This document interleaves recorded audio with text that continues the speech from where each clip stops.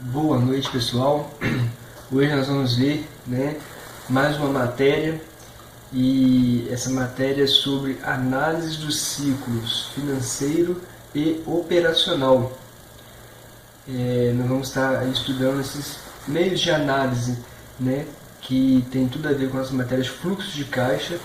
Hoje vamos ter mais aí uma ideia, de como ser feita essas análises, essas comparações, o que é mais viável e como melhorar a nossa forma de planejamento. Então, o que são esses ciclos financeiros e operacionais aí? São as operações da empresa, que vão demandar aí, tanto a aplicação de recursos no ativo, como a aplicação de recursos, no caso o recebimento desses recursos pelo passivo.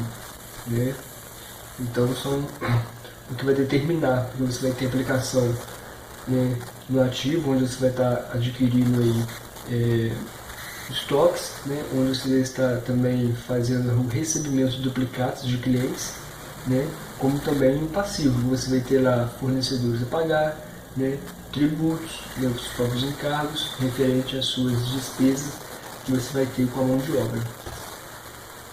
Então, para a gente poder pensar um pouco aqui, o nosso texto traz aí um exemplo, para a gente poder começar a ver mais profundamente essa questão do ciclo operacional, e do ciclo financeiro. E ele fala aqui o seguinte, vamos supor que uma empresa, ela tem ali a sua matéria-prima, e essa matéria-prima é estocada em um período de tempo, onde esse período de tempo ela vai agregar ali a sua mão de obra, certo? Os seus custos indiretos, até que chegue no produto final. Então,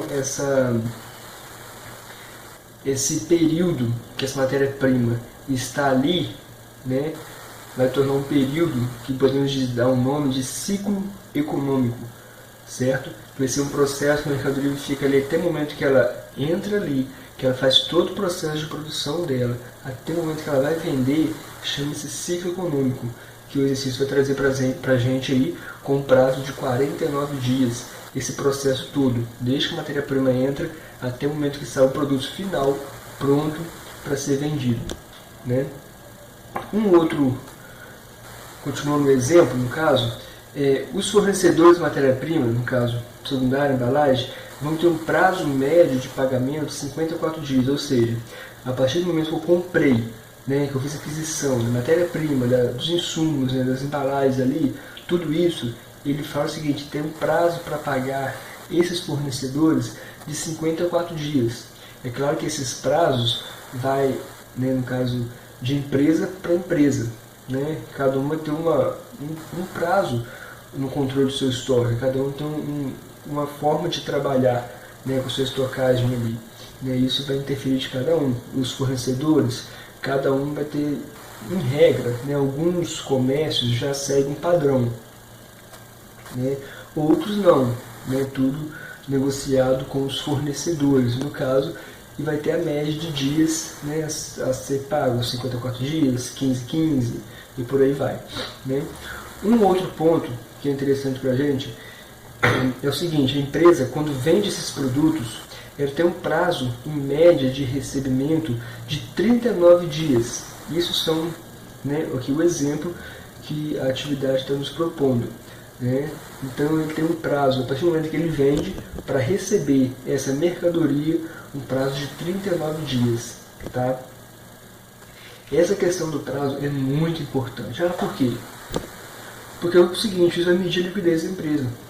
Vai medir também o endividamento da empresa, também o retorno que essa empresa vai dar, e também a necessidade de capital de giro. Então, por exemplo, vamos supor que você fazendo todas essas análises aqui, você consiga chegar à conclusão de que você, em determinado período, vai precisar de um capital, ou seja, de um dinheiro que não vai ser da sua produção operacional, para você gerir o negócio, porque às vezes você compra mercadoria, às vezes você tem que pagar a mercadoria muito antes de você receber mercadoria. Então tudo isso interfere e vai são relatórios que vão já ajudar você a tomar algumas decisões importantes para o seu negócio. Beleza? E aí a gente vai ver, né, aqui um exemplo, de acordo com o exemplo que nós estamos ali, onde estamos demonstrando através de um cronograma, né, a partir do momento que a empresa compra, a partir do momento que a empresa vende, a partir do momento que a empresa paga e a partir do momento que a empresa recebe. E aqui nós vamos comparar esses prazos, né, conforme a gente vai conversar aqui. Então é importante observar o seguinte: do T1 até o T2, né, a gente vê que é o prazo que a empresa compra e o prazo que a empresa vende. É o prazo que a mercadoria fica em estocagem ali, no processo de produção dela, conforme eu falei com vocês. Tá? Esse prazo dura 49 dias.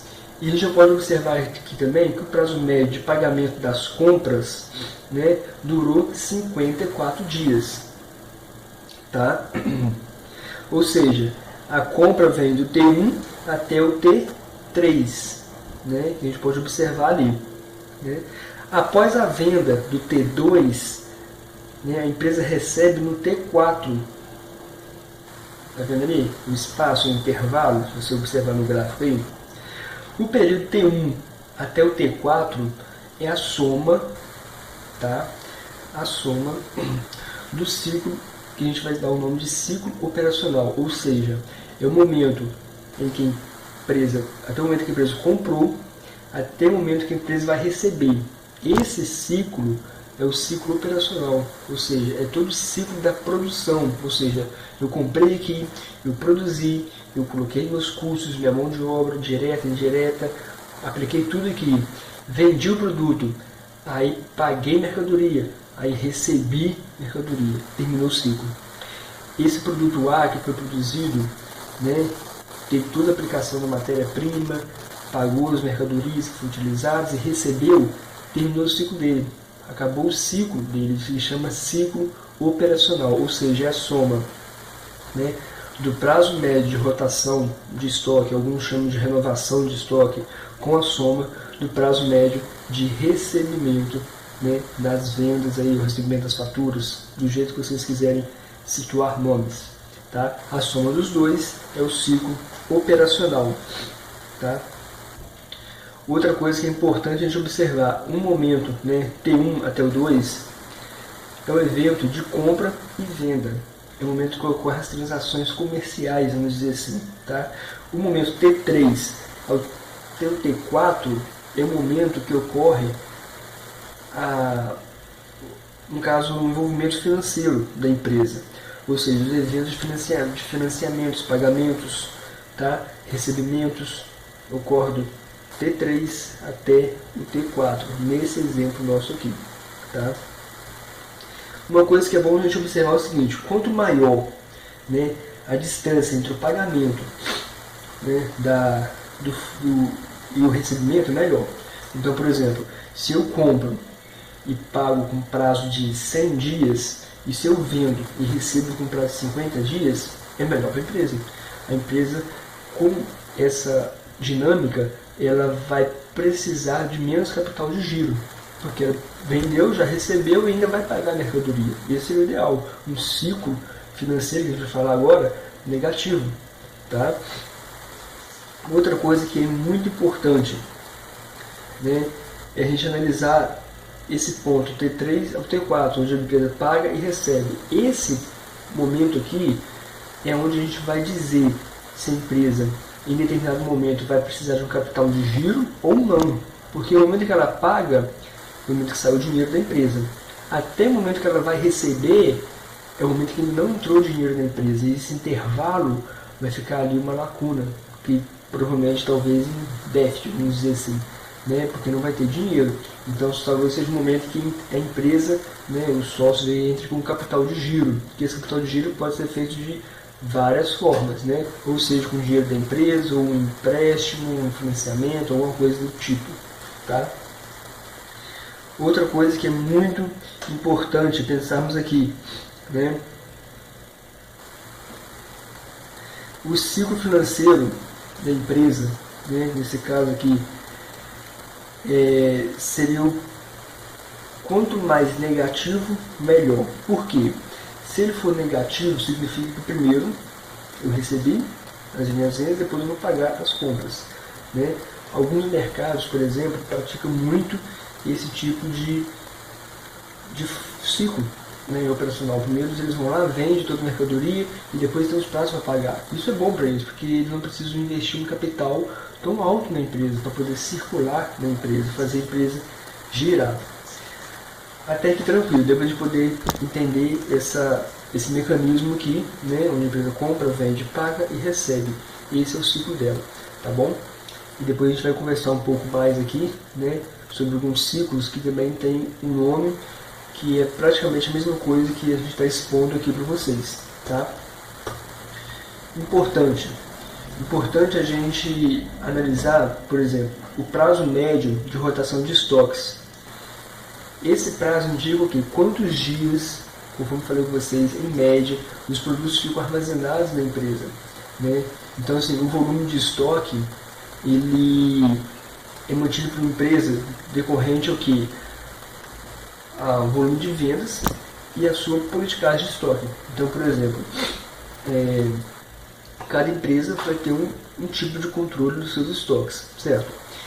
O que é importante analisar? Talvez em determinado momento a empresa com estoque muito grande vai demandar mais custos para ela, porque ela vai ter que manter esses estoques de uma forma organizada, né? Temos um funcionário cuidando, ou que seja de um galpão para poder alojar todo esse estoque, isso tudo já é um custo. Então, quanto maior o estoque dela, mais gastos provavelmente essa empresa vai ter, né, com a manutenção e o cuidado desses produtos. Tá? Existem duas formas principais de interpretar os estoques. Eu, particularmente, fico com a primeira, né, que é o seguinte: você trabalha com o montante de estoques da empresa com o objetivo de enxergar esses produtos com a potencialidade dos mesmos se transformarem em dinheiro. Ou seja, você investe em mercadoria pensando já na potencialidade que essa mercadoria tem de fazer dinheiro para a empresa, certo? Para você. A segundo pensamento, você entende que o estoque é como se fosse um investimento, uma aplicação de recursos no ativo circulante, né? Sim, não deixa de ser uma aplicação de recursos, mas você coloca esses recursos na empresa visando, né, e a potencialidade desses mesmos recursos te dão um retorno financeiro, de transformar em dinheiro, de uma forma mais rápida, né? Vamos dizer assim, você compra na ideia de vender e apurar seu lucro. Tranquilo? Além dos custos de aquisição, existem outros gastos, como por exemplo, o capital aplicado, armazenagem, seguros, por exemplo, conforme nós citamos ali, os custos que você tem, né, com esses estoques. Tá?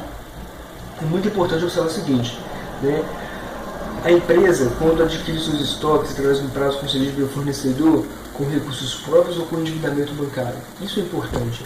Como que foi adquirido os estoques da empresa, aquela mercadoria que está ali? Ela comprou com o fornecedor a pagar? Ela comprou essa mercadoria com recursos do sócio? Ou ela comprou essa mercadoria com um financiamento? Isso tudo vai interferir, porque isso tudo vai ter um custo. Se foi capital do sócio, talvez o custo seja menor, mas se for um financiamento, os custos com o empréstimo serão maiores, né?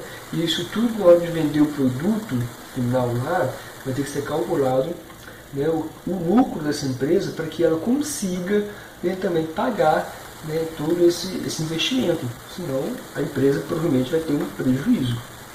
Uma outra coisa importante é o ponto de vista de análise de risco, né, que é o seguinte: o prazo de rotação de estoque é um índice de quanto maior, pior. Ou seja, se eu tenho estoque em uma empresa que não gira muito, é pior para mim, porque eu vou ter que me rebolar para poder manter esse estoque. De que forma? Depende da mercadoria. Talvez se eu falei vocês, um galpão grande, se for uma empresa, por exemplo, um açougue ou uma sorveteria, vai demandar de freezers ligados e isso vai estar gerando energia. Então todo esse estoque tem que ser muito bem planejado como vai ser a forma, né, de administrar ele, de controlar ele, os custos que vão ser inseridos nele. Talvez uma empresa pode comprar um estoque muito grande, manter um estoque muito grande, outros não mantêm um estoque onde a rotatividade dele é maior. No dia que chegou a mercadoria, semana que vem vendeu, acabou, chega mais e por aí vai. Que aí os custos dela com a armazenagem desse estoque acaba se tornando menor, de uma forma sendo mais administrada. Outra coisa que temos que observar na questão, né, do prazo de médio de rotatividade de estoque é a questão do encerramento do balanço, né? Porque dependendo do momento que você encerra o balanço, ali vai ser apurado também esses estoques, né, esses prazos, né? Também, caso a empresa tenha uma sazonalidade, por exemplo, né, no caso de uma sorveteria, ela tem picos de mercado, que o mercado dela é mais alto, ou seja, em determinados períodos ela vende mais, ela tem a necessidade de ter mais estoques, em outros períodos não, ela tem que diminuir seus estoques.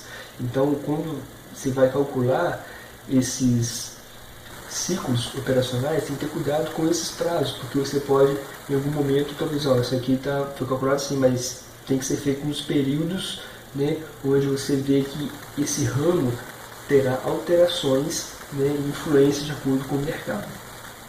Tá? Bom, prazo médio de recebimento das vendas. O prazo médio de recebimento das vendas, como o próprio nome disse, né, vai indicar os dias em média que a empresa leva para receber suas vendas, ou seja, em quanto tempo a empresa demora para receber as suas vendas. Isso vai depender de alguns fatores, né, básicos, né? Por exemplo, montante de venda a prazo. Quantos por cento a empresa vende a prazo? 50% das suas vendas são a prazo? 30%? É tudo à vista? Né? Outra coisa importante também, o prazo concedido aos clientes para pagamento. Qual será o prazo concedido para os clientes? Né? Esse prazo é 10 dias, 10, 15, 30, 45? Qual será esse prazo? Né? Esse também é um dos fatores que influencia na questão, né, do prazo médio de recebimento. Tá? Claro que a empresa tem que analisar de acordo com todos os ciclos, né? Tanto o econômico, como o ciclo do recebimento das mercadorias, né? Como o ciclo financeiro do todo, o que é que tem de capital de giro, qual o prazo que ela pode dar, que não vai prejudicar, né, o caixa da empresa em determinado momento. Eu não posso trabalhar com cada caso de uma pessoa um prazo, né? Eu tenho que analisar de acordo com o que eu tenho do movimento, do meu capital de giro e tudo mais. Isso tudo são questões para serem analisados. O prazo médio de recebimento de vendas compreende o seguinte: os prazos concedidos aos clientes, né, quais são esses prazos, como eu falei com vocês, também compreende descontos concedidos pelo pagamento à vista. Se eu der um desconto para que o cliente pague à vista, isso vai me trazer um benefício? Vai trazer dinheiro mais rápido. Um desconto compensa desse desconto? O meu prejuízo vai diminuir muito? Vai aumentar muito? Como que vai ser isso? Tudo tem que ser analisado através de cálculos. Tá?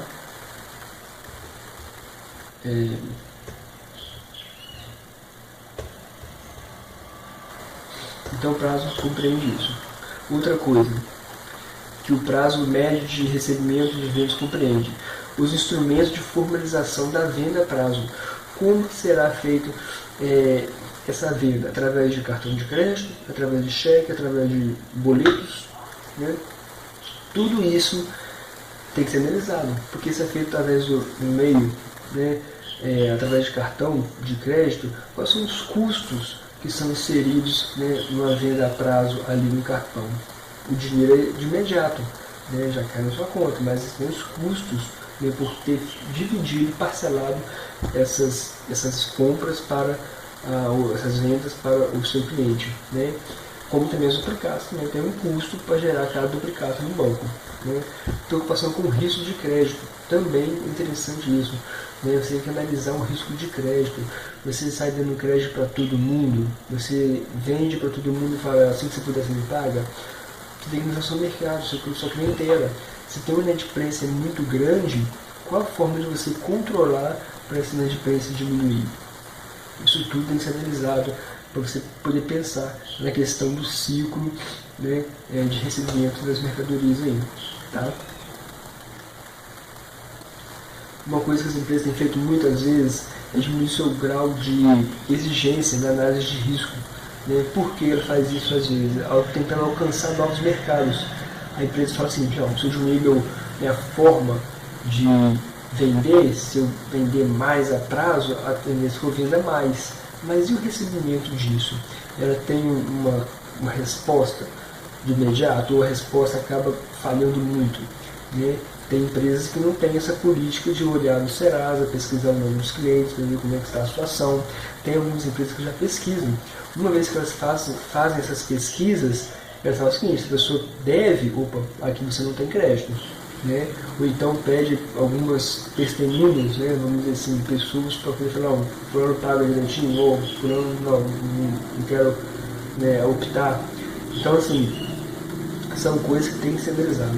Não compensa nos aumentar essa questão de não ter essa exigência na análise da venda ali, né? O cliente compra e não precisa saber se ele vai pagar ou não, tem que ser pensado também. Né? Do ponto de vista de análise de risco, o prazo médio de recebimento das vendas, quanto maior, pior. Por quê? Se você tem um prazo muito grande para recebimento, a tendência é que o dinheiro não está entrando. Se o dinheiro não está entrando, você vai precisar movimentar seu negócio com... Pessoal, tive um problema técnico aqui, mas já resolvemos. Então, do ponto de vista de análise de risco, do prazo médio de venda, né, recebimento das vendas, quanto maior, pior.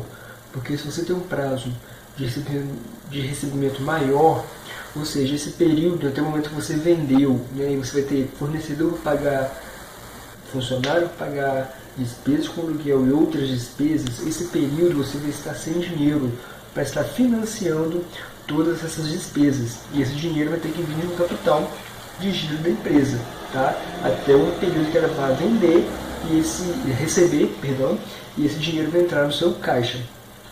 Lógico, vale lembrar o seguinte, todas essas análises têm que ser feitas em conjunto, porque tanto a de rotação de estoque como a de controle de pagamento das compras ou de recebimento das vendas, uma vai interferir a outra, né? Para a gente poder chegar num denominador final aí, tá? O prazo médio de pagamento das compras, tá? Ou prazo médio de pagamento de fornecedores, como preferirem chamar, né? Vai indicar o prazo que indica quantos dias a empresa tem para pagar a mercadoria que ela comprou, né? E aí no caso vai depender da sua conversa com os fornecedores, né? Qual o prazo que eles te dão? 30, 60, 90, 10, 20, 30, qual é o prazo que eles vão te dar? Né? Lembrando o seguinte, olhando para o grau de índice, né, de risco, quanto maior, melhor o prazo. Então se você tem um prazo, né, onde você comprou mercadoria, você tem um prazo maior para pagar, é melhor para a empresa. Porque você, nesse meio tempo, você pode ter vendido, né, ou recebido dos seus clientes e já gerou um dinheiro ao qual você não precisa tanto mais do capital do giro para estar circulando essa mercadoria dentro, tá? Então isso tudo é muito bom, né? As principais limitações são, né, o aspecto de sazonalidade, que nós vimos também das vendas, né? Porque são os períodos que a empresa, de repente, dependendo do ramo, vai vender mais, né, ou não, né? Isso tudo vai influenciar essa questão aí dos prazos, né, e as limitações das compras, né? De repente você vai ter duplicado a pagar, né, do trimestre anterior, porém esse mês é um mês que as vendas caíram, né, pelo período. Por exemplo, você acabou o verão, entrou no inverno. Uma sorveteria, por exemplo, ela vai chegar no período de inverno ali e vai ter menos recursos. Então, como que ela vai trabalhar com esse dinheiro, com esses recursos dela? Tá? Isso tudo tem que ser analisado. Épocas de encerramentos das demonstrações contábeis. Também vai depender muito, né, desses períodos de encerramento, porque quando se encerra, você tem ali os índices, né? Mas aquele período que você encerrou é o período que a empresa estava vendendo muito ou a empresa estava vendendo menos. Então você tem que analisar de acordo com cada período, né? Eventuais fornecedores com créditos não registrados. Isso também são limitações que vai impedir um bom resultado aí no ciclo, né? Nesse ciclo econômico aí do pagamento das compras, né? Atraso nos pagamentos fornecedores também influencia. Se atrasa os pagamentos fornecedores, né, está com um ciclo bom, porque está atrasando, mas aí vai ter despesas, né, de juros, de atrasos, correções, tudo mais. Outro ponto, ciclo econômico. Ciclo econômico aí no caso, o tempo em que a mercadoria permanece em estoque. É o que nós já falamos do prazo médio de estoque. Por que eu estou repassando isso com vocês? Para a gente analisar aqui, por exemplo, as fórmulas, né? Então, por exemplo, o ciclo econômico é igual o prazo médio de estocagem de estoque, tá? Ou prazo médio de rotação de estoque, ou alguns dão um nome diferentes, né? Então, como a gente viu no nosso exemplo anterior, esse ciclo econômico da empresa aqui durou 49 dias, né? Foi o período, né, desse exemplo aqui que ela ficou com o seu estoque ali até o momento de venda. Ok? O ciclo operacional, né, conforme nós vimos, o ciclo operacional é o que? É a soma do ciclo econômico, que é o prazo médio, né, da rotação do estoque, mais o prazo médio de receita com vendas. Tá? Então a soma dos dois dá o prazo total em que o produto vai ficar ali na empresa, vai ser colocado a mão de obra, né, vai acabar o produto final, né, vai ser vendido e vai ser recebido. Finalizou o ciclo do produto da empresa. Tá? Esse ciclo total, no nosso exemplo, durou 88 dias. Tá? O ciclo financeiro. O ciclo financeiro é o ponto-chave onde você vai analisar se você precisa do capital de giro ou não. Né? Então, o ciclo de caixa é o tempo entre o pagamento, né, a fornecedores e o recebimento das vendas. Quanto maior o poder de negociação da empresa com fornecedores, menor o ciclo financeiro. Se o ciclo financeiro for menor, melhor para a empresa, porque é o ciclo onde ela vai depender menos de capital, né, de giro, se esse ciclo for menor. Se ele for um ciclo muito maior, é o momento que vai precisar de mais capital de giro, ou seja, e esse capital de giro, né, aplicado na empresa para financiar suas despesas, ele tem custos, ele tem despesas inseridas sobre ele. Isso vai interferir, conforme nós dizemos, na liquidez da empresa. Então, seja mais viável ela, né, tentar negociar essas formas de pagamento e recebimento dela para ficar um ciclo menor financeiro, vamos dizer assim. Giro de caixa. Esse indicador financeiro mostra quantas vezes o ciclo financeiro da empresa, né, tem por ano. Então, por exemplo, vai mostrar quantas vezes o capital circula, ou seja, entra e sai do caixa da empresa. Quantas vezes isso acontece, né?